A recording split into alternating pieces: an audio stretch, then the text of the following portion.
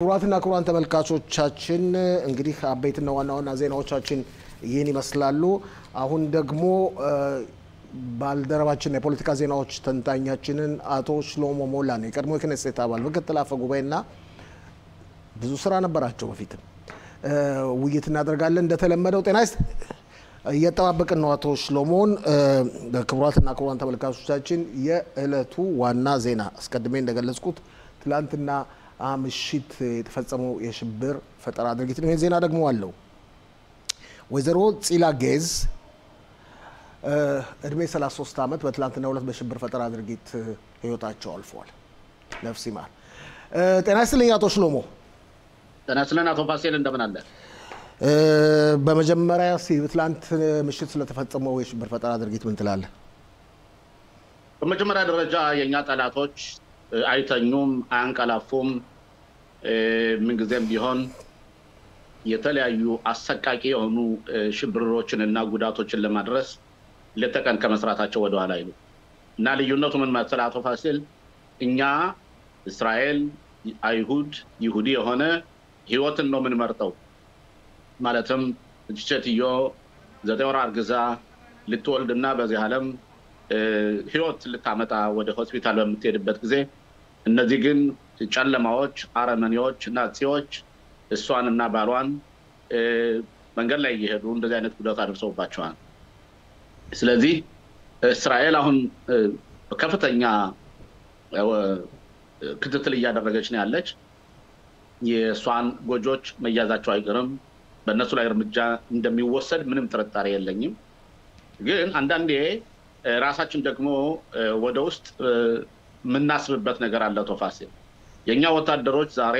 ከደንበር እስከ ደንበር ሀገራችን እያስከበሩ ከአዛ ከሊባኖስ ከሱሪያ ደንበር ይሁዳና ሰማሪያ በተለያዩ ቦታዎች ከሩቅ ደግሞ የወተት ዝንቦችን ሁቲሞችን ኢራን ሂዝቦላን በተለያዩ አቅጣጫዎች ይደርሳን ተብሎ ጉዳት ያደርሳሉ ተብሎ የሚገመቱ እነሱን በመከታተል ትገኛለች። እስራኤል የወታደር እጥረት አለ። የተጠባባቂ ወታደርም ቀናትን 400 ቀናት 300 ቀናት 250 ቀናት ያደርጋሉ። ስለዚህ እኔ ምንም የፖለቲካ አቋም መውሰድ መስሎ እንዳይታይብኝ እንጂ እስራኤል ሀገር ውስጥ ይህን ሁኔታ ተሸክመውት የሚሄዱት ከ70 እስከ 50% ያሉት ዜጎች ብቻ ናቸው። ሌሎች ዜጎች በተለያዩ ምክንያቶች እኔ ከሌ ማለት አልፈልግም ውትድርና ማያገለግሉ አሉ። እንደዚህ አይነት ሁኔታ በሚመጣበት ጊዜ ማሰብ አለባቸው። አንዱ ምክንያት ለምሳሌ እቺ ሴትዮ ልትጎዳ የቻለችው እዛ አካባቢ ብዙ ወታደር ስለማይታይ ፓትሮል ስለማይደረግ እንደዚህ አይነት ነገሮች ናቸው እያሉ ዛሬ በተለይ እዛ አካባቢ የሚኖሩ ኗሪዎች በሾምሮን አካባቢ የሚኖሩት ሲናገሩ ሰምቻቸዋለሁ። እውነታቸውንም ነው። እነዚህ ወገኖቻችን ወንድሞቻችን ይሁዳና ሰማሪያ ሲሄዱ እነሱ አፈንግጠው በግላቸው እዛ ከተማ ሄደን እንኖራለን እዛ አካባቢ ብለው አይደለም። መንግስት የላካቸው ሰዎች ናቸው። መንግስት እስከላካቸው ድረስ የነሱን ደህንነት የማስከበር ግዴታ አለ። ደህንነታቸው ማስከበር ሲባል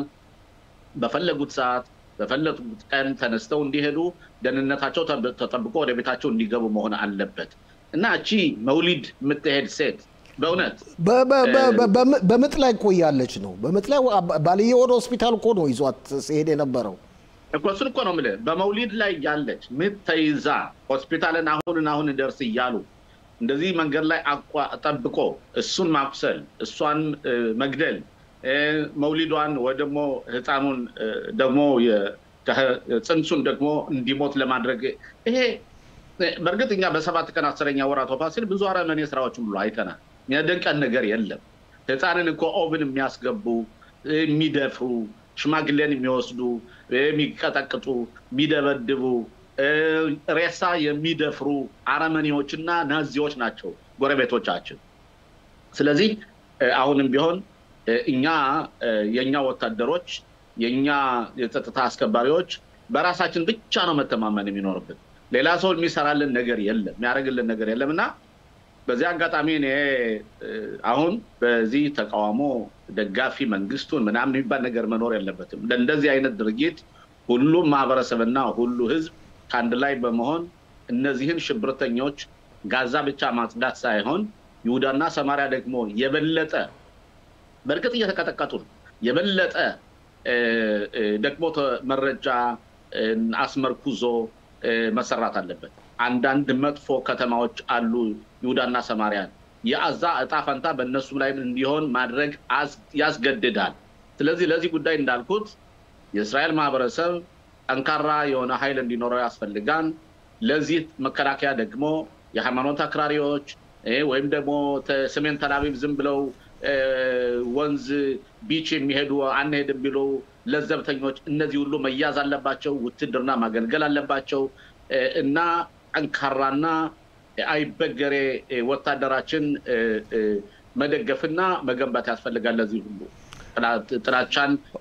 መስርተው ለመጉዳት የሚመጡትን እነሱን ለማጥፋት ማለት ነው እስቲ ወደ ትራምፕ ዛሬ ሰፋ ያለ ትኩረት የምንሰጠው የትራምፕን ጉብኝት ቢሆንም እስቲ ወደ አዛል ወሰደህና ትላንት አየር ላይ ስላልነበርክ መሐመድ ሲንዋርን ለመደምሰስ እስራኤል ያልጠበቀ እርምጃ ወስዳለች አብረውትም ብዙ ሽብር ፈጣሪዎች ተገድለዋል የጦር አዛዦችም ተገድለዋል የሚል አመለካከት አለ እስካሁን ድረስ ያው ሁልጊዜም እነሱ አካባቢ ወዲያውኑ የሞትን ጉዳይ በይፋ ያሳውቁም ናሰራላም እንደዚህ ነበር መሐመድ ደፍም እንደዚህ ነበር እንዴት አየኸው እነሱ ይሄ የሚያሳየው ምን መሰለ የነሱን ውድቀታቸውን ነው አቶ ፋሲ የሞተባቸውን አለመናገር ማለት ከሞተ በኋላ የሞተ ሰው ሊገዛ አይችልም የሞተ ሰው ግን ምን መሰለ ብዙ ጊዜ እነዚህ ሰዎች በጣም ፖፑላር ስለነበሩ በጣም በእነሱ ዘንድ አይበገሬ ናቸው በእነሱ አይታ ማለት እኛ ቴሮሪስቶች ናቸው ናዚዎች ናቸው ስራቸው በሙሉ እነዚህ እነሱን ማስወገድ እንጂ በህይወት እንዲኖሩ ማድረግ ተገቢ አይደለም የነው የማስበው ስለዚህ የተደረገውና የተወሰደው እርምጃ አስፈላጊ ነው ትክክል ነው እና ሐማስ አሁንም ቢሆን ሁሉ ጊዜ ምንለው ነገር አለ ሐማስ አቶ ፋሲል ድረገጽ ላይ መጥፋት አለበት ሐማስ መጥፋት አለበት ሐማስ መወገድ አለበት የሐማስ ታጣቂዎች መጥፋት አለባቸው ሐማስ እንደ ሀገር መግዛት የለበትም በምንልበት ጊዜ ይሄ ነው ለምሳሌ አንዱ እርምጃ ሊሆን የሚችለው ስለዚህ እነሱ ተናገሩም አልተናገሩም ዋናው ወሳኙ ምን መሰለህ አቶ ፋሲል የትም ፍጩ ዶቄቱን አምጩ ነው ተናገሩም አልተናገሩም ዋናው ቆም ነገሩ እነዚህ ወንበዴዎችን ማጥፋትና መግደልና ማስወገድ ነው ስለዚህ የነሱ ናራቲቭ ተከታዮች አልሞቱም አሉ ምናም ይያሉ ምንም አይረዳቸው ስለዚህ አዛ ውስጥ አሁን ከፍተኛ ለውጥ ሊመጣ ይችላል በየገምታለሁ ምክንያቱም እስካሁን ድረስ በተለይ በዲፕሎማሲ የተለቀቁትን የኛን ወገኖቻችን ለማስለቀቅ በሚደረገው ድርድር ወጋ አጥባቂውና አክራሪው ይሄ መሐመድ ሲንዋር ነበር የወንድሙን መንገድ ዞ ይሄደ በነገራችን ላይ መሐመድ ሲንዋር ምናልባት ተመልካቾቻችን አዳማጮቻችን በደንብ እንዲያውቁ አንዱ ለምሳሌ ጊላድ ሸሊትን ተጠለፈው እና ፕሮግራሙን ካወጣው አንዱ ነው ከዛ በኋላ ደግሞ ጊላድ ሸሊት ሊለቀቅ በሚልበት ጊዜ ወንድሜ ሲንዋርን አብርናንተው ካላካተታችሁት አይለቀቅም ይያል ሲከራከር የቆየ ነው ስለዚህ አዲስ ሽብርተኛ አይደለም የቆየና ቀንደኛ ሽብርተኛ ነው እሱ ደግሞ በአረመኔነቱ በቆራጥነቱ በመጥፎነቱ የታወቀ መሪ ነበር መሐመድ ሲንዋር ስለዚህ እሱ ብቻ ሳይሆን ሌሎችም አብረውት የነበሩት ደግሞ በነገራችን ላይ አሁን ፎቶግራፉን ያየነው ነው በቪዲዮ ሼህ ሲንዋርን ተመልክተናል እሺ ቀጥል ይቅርታ አዎ እና መሐመድ ሲንዋር እሱ በእውነት በእርግጠኝነት የኛ መረጃ አቅራቢዎች በእርግጠኝነት ይህን ያህል ለየት ያለ ቦምብ የተጠቀሙበት እዛ ቦታ እንዳይወጣ ነው ስለዚህ ልክ ናስራላን እንዳደረጉት የናስራላን ያጎት ልጅ እንዳደረጉት ማለትም ቡንከር ወይም ደግሞ መሬት ቆፍሮ ወደ ታች ገብቶ የሚያፈነዳና ድራሹን የሚያጠፋ ነገር ነው በነገራችን እነዚህ አይነት መሳሪያዎች እኛ በመንጠቀምበት ጊዜ ኢራኖች ደግሞ ከኢራን ሆነው ከጉድጓድ ያሉት ይመለከታሉ የኛ ጣፋንታስ ምንድነው ብለው ለነሱ ሁሉ ፍርሃት አሁን በተለይ ኻሜናይ ዳይፐር አድርገው እየዞሩ ነው ሚኖሩ ይገምታሉ ስለዚህ በእንደዚህ አይነት አንደኛ ጠላት በመታስወግድበትና ያስወግድክበት የጦር መሳሪያ ምንድነው ተብሎ በሚጠየቅበት ጊዜ እንዴት ነው የሚባለው ጎረቤት ሲታማ የኔ ብነህ ስማ ይባላል እና አዛ ላይ በሲንዋርና በመሐመድ ሲንዋር ላይ ያደረገው ደግሞ ረከኛስ ሊመጣብን ይችላል ብለው ኢራኖች ሁሉ ሊፈሩ ይችላሉ ይሄ ጥሩ ነገር ነው የጎረቤት ሀገሮች በነገራችን ለዚህ ላይ ልጠይቅ ፈልገው ብዙ ጊዜ የነዚህ የሐማስ ድርጅት የሽብር ፈጠራ ድርጅት እዞች የጦር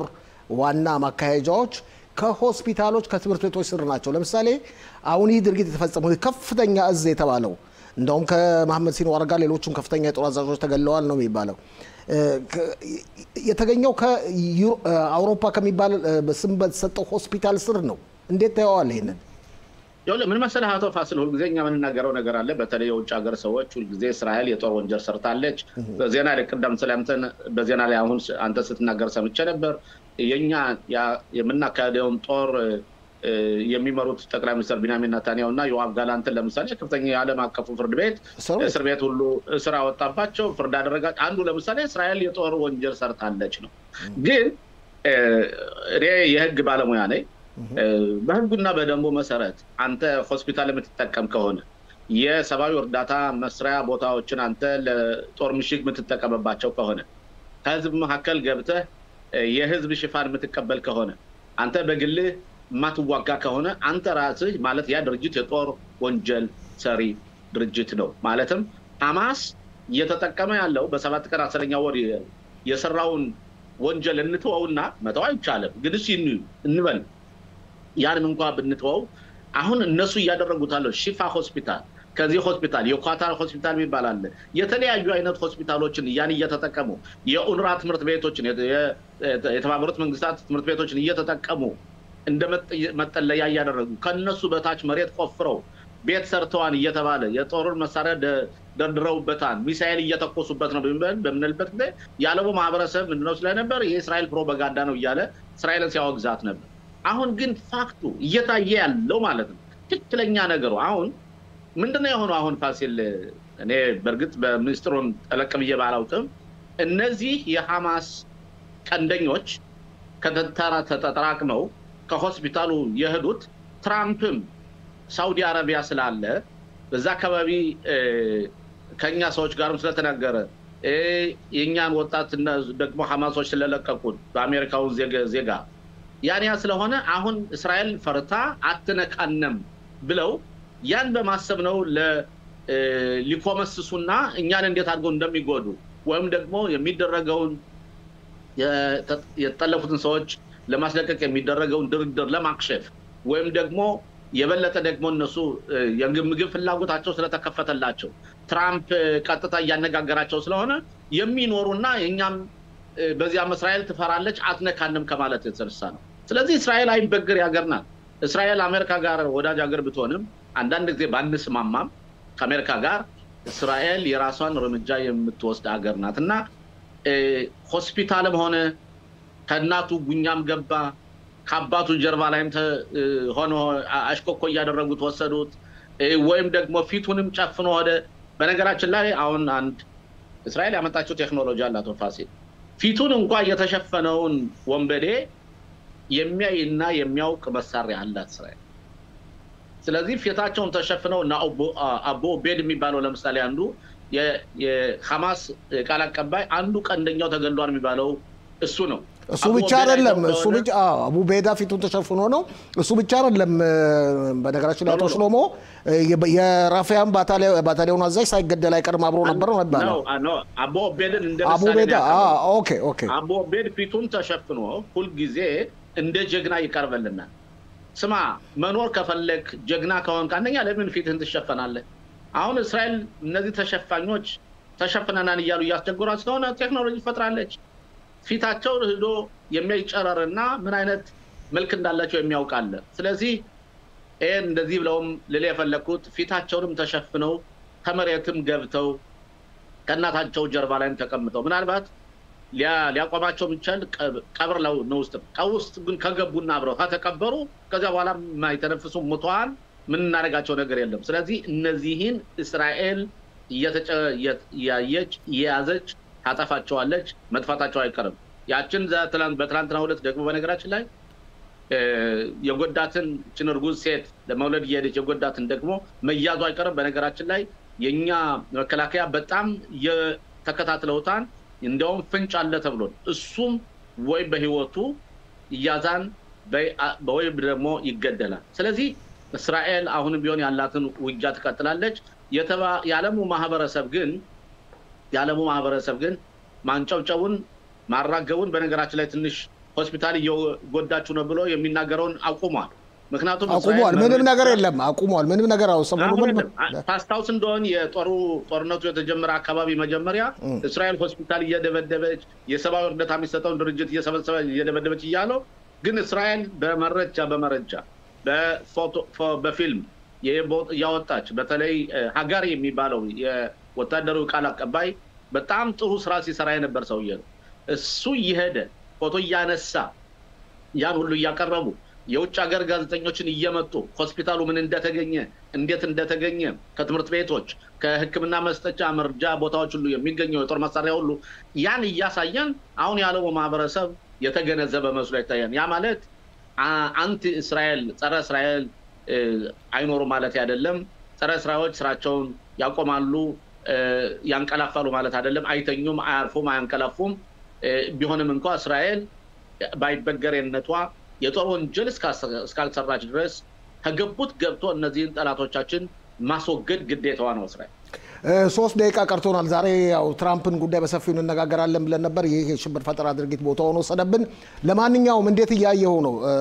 እንደመስለኝ ከሆነ በአሁኑ ሰዓት ፕሬዚደንት ዶናልድ ትራምፕ በካታር ያደረጉትን ጉብኝት አጠናቀው እንደሚመስለኝ ወደ ኤምሬት ወደ ተባበሩት ኤምሬት ወደዛ ያመሩ ነው እዚህ ላይ ዛሬ ጠዋት ደግሞ አዲስ የሰጡት መግለጫ አለ አዛን አሜሪካ ማስተዳደር አለባት ከኢራን ጋር ስምምነት ላይ ለመቀራረብ እየተቃረበ ነው በአንጻሩ ደግሞ ኢራኖች በፍጹም እኛ ማምረት ካልቻልን ዩራኒየም በሚኒመም ደረጃ እንኳን ስምምነት ላይ እንደርስም እያሉ ነው ከመጀመሪያው ጥያቄ ልጀምር እንዲያውም እኔ የኻሜናይ ዋና አማካሪ የተናገሩና ኢንተርቪውን አይቼ ነበር በአሜሪካ ቴሌቪዥን እኔም አይቼዋለሁ እሱ የሚለው እንዴት ነው እኛ ኡራኒየም እና ጭራሽ የኒውክሌር ቦምብ መገንባት አንፈልግም እኛ መገንባት የምንፈልገው ለሲቪል ኤነርጂ ጉዳይ ብቻ ነው ይሄን ለማድረግ ያለን ኡራኒየም እኛ ማስረከብ እንችላለን መተው እንችላለን ነገር ግን ዓላማችን አይደለም ዓላማችን የኢኮኖሚ ሳንክሽኑ ወይ ማቀቡ ይነሳልን እና ይሄ ከሆነ ስምምነት ላይ እንደርስ እንችላለን አሁን ምን አለ መሰለህ ኢራኖች ብልጦች ናቸው ኖ ከዛ በፊት ልጠይቀን ፈልገው ነገር ግን እሱ ያለው አባባል አለ እሱ ያለው ለሲቪል ድርጊት ማለትም ለሲቪል ስራ ሚውል ዩራኒየም ማምረታችንን እንቀጥላለን ተቆጣጣሩን ያለው ይሄን ነገር አሜሪካም እስራኤልም በፍጹም አይፈልጉትም 3.67 ማለት ነው ገበጭራሹ ዋና መርተም አላለም ይሄ ኔጎሺዬሽን ጉዳይ ነው በየነው ነው አሜሪካ ኢራን ኡራኒየም ይዛ ኢራኖች ስለሚታወቁ የዓለሙን ማህበረሰብ የሚዋሹ የሚያታልሉ ዘዴና ዘይቤ ሰሪዎች ስለሆኑ በቀላሉ የሚታይ ነገር መስሎ አይታየኝም ለማንኛውም ግን የሱን የኔጎሺዬሽን በአንድ ወር በሁለት ቀን የሚጠናቀቅ ነገር መስሎ አይታየኝም ግን ትራምፕ በሚድል ኢስት አካባቢ የሚያደርጉት ጉብኝት ግን ሚድል ኢስትን በሙሉ የሚቀይር ነው እኔ አቶ ፋሲል አንድ ቀን መናገር ፈልጋለሁ እኛ ግን ወደ ኋላ የቀረን ገለልተኝነት ያገኘን መስሎ ይታየኛል በተለይ እንዴት ወለንጋር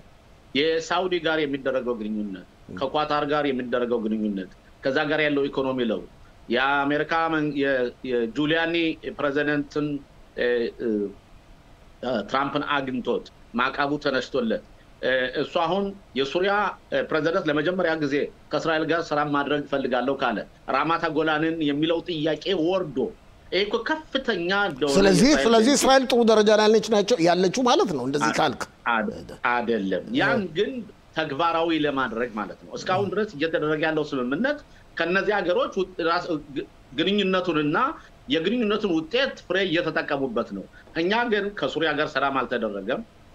ኖ አሁን እኮ አደርጋለሁ ብሏል እኮ እሱን እኮ የሚጠበቀው እኮ አለ ግን እስራኤልን ተጠይቃለች ወይ ተደራዳሪ ኮሚቴ ምናልባት በምን እናውቃለን ውስጥ ለውስጥ ተነጋግረው እንደሆነ ቆይ ማልንገር ይሄ አልተደረገም ሳውዲ አረቢያንም በተመለከተ ሳውዲዎች ምንድነው የሚሉት አንድ ጥያቄ ብቻ ነው የሚጠይቁት እስራኤል ያዛውን ጦርነት ማቆም አለባት የተጠለፉት መልቀቅ አለባቸው ሐማስ ገዥ መሆን የለበትም